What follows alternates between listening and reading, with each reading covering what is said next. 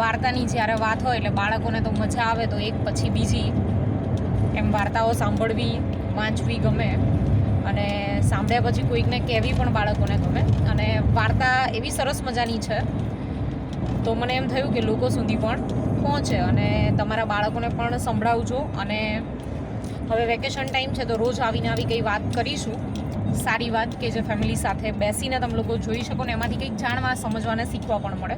આમ તો આપણે બધા જાણકાર, સમજદાર અને બધું શીખેલા છીએ, છતાંય એક રિક્વેસ્ટ એવી કરીશ કે જો ગમે તો ચેનલને સબસ્ક્રાઈબ કરી દેજો, બરાબર છે? એટલે રોજ રોજ તમને નવી વાત તમારા સુધી ઝડપથી પહોંચી જાય. અને સારું લાગે તો તમારા સ્ટેટસમાં પણ મૂકજો, બીજા લોકો પણ આ વાર્તા સાંભળી શકે. Thank you. અને જોઈએ બીજી વાર્તા શું છે. ચાલ બોલ બેટા. એકવાર એક રાજા હતો, એ બારીએ ઊભો હતો. શું બોલવાનું? એક રાજા હતા અને બારીએ ઊભા હતા. તો છે ને તેજ પવન આવ્યો અને બારી એમને છે ને એમનો હાથ બારી આમ મૂકેલો હતો. તો તેજ પવન આવ્યો અને એમની એક આંગળી કપાઈ ગઈ. અને એની પછી બધા તે રાજાની ખબર પૂછવા આવતા.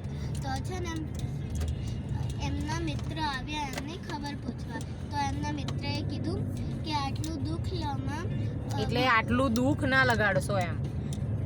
ભગવાન કરે તે ભલા માટે. અચ્છા, તો આ વાર્તાનું નામ શું છે? ભગવાન કરે તે ભલા માટે. અચ્છા, તો આપણે આમાંથી સમજવાનું પણ આ જ છે ને? હા. ઓકે, બોલ.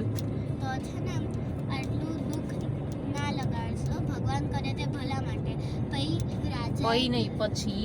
પછી રાજાએ કીધું કે અહીંયા મારી આંગળી કપાઈ ગઈ છે, મને આટલી પીડા થઈ રહી છે, અને તું કહે છો ભગવાન કરે તે ભલા માટે.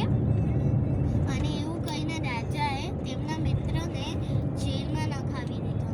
અને પછી એ એકવાર જંગલમાં શિકાર કરવા ગયા. તો છે ને એમને છે ને ડાકુએ પકડી લીધા અને એમના સરદારની પાસે લઈ ગયા.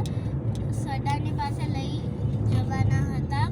અને જતા જતા છે ને એક ડાકુએ જોયું કે આની તો આંગળી કપાયેલી, એક આંગળી કપાયેલી છે, આવું ભોજન સરદારને ન અપાય, છોડી દો આને.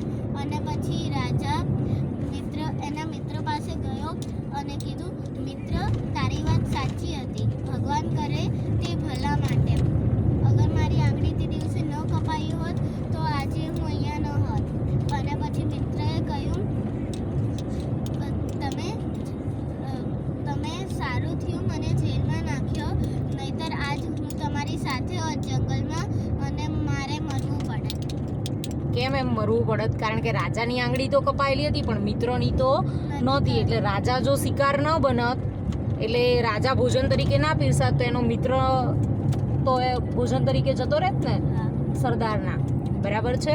એટલે રાજા પણ બચી ગયા, એના મિત્ર પણ બચી ગયા. એટલે કોઈ એવી નાની મોટી ઘટના આપણી લાઈફમાં બને, બરાબર છે, ક્યારેક આપણને ન ગમે એવી ઘટના આપણી લાઈફમાં બને, તો આપણે ભગવાનને એના માટે કોઈ દોષ આપવાનો નહીં. કેમ?